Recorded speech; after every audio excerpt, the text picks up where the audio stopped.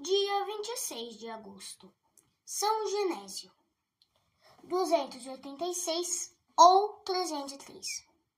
Jesus Cristo, que mostrou sua grande misericórdia na vocação de um publicano para apóstolo, documentou as riquezas do seu coração na conversão de Genésio, o qual, da escola do vício, do teatro, foi chamado à glória do martírio.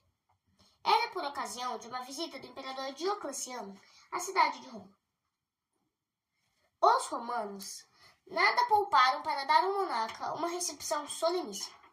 À noite, houve um grande espetáculo no teatro, e, conhecendo os organizadores a antipatia de Diocleciano contra a religião católica, levaram a cena uma comédia, em que um dos atores, Genésio, teve a ideia de pôr ao ridículo as cerimônias do santo batismo.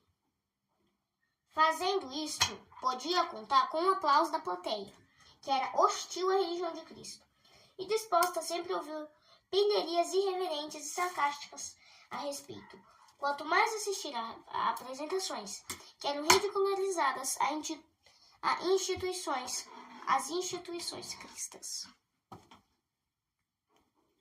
Genésio não era de todo ignorante quanto às cerimônias cultuais do cristianismo, pois, tempos antes, com alguns amigos, tinha recebido instruções na religião dos cristãos.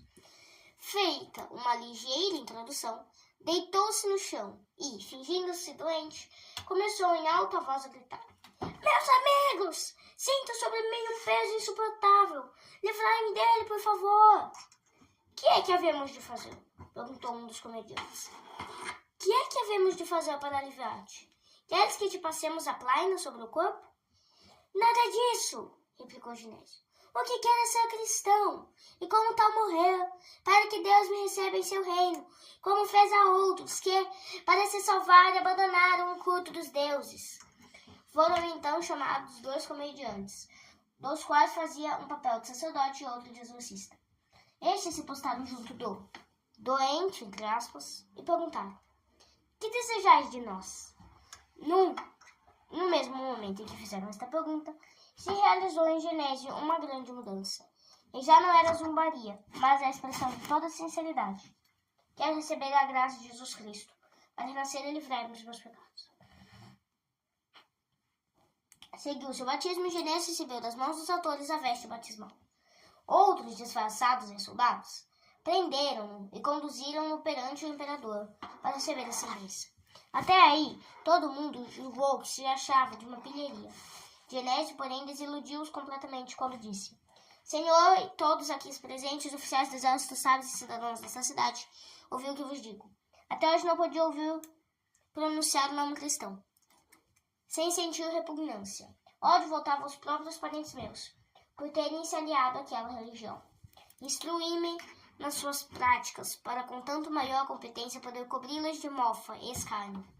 Mas no momento em que a água dos trato como o corpo, declarei com toda sinceridade crer em tudo que me perguntaram.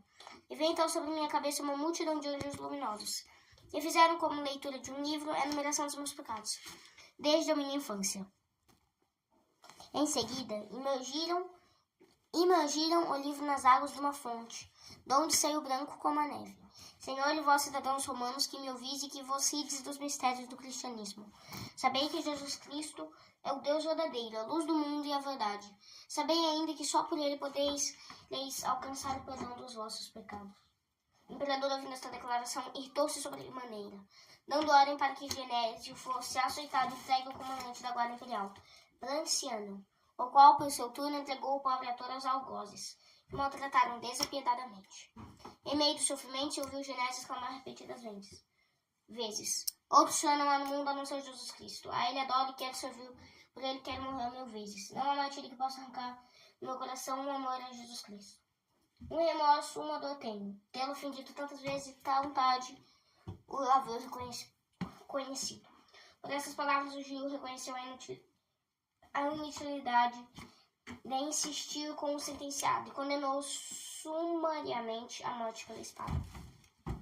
Os calendários antigos de Roma e Cartago ocupam-se do martírio de São Genésio, deixando, porém, o leitor em dúvida sobre o ano em que o mesmo se deu, se em 286 ou 303.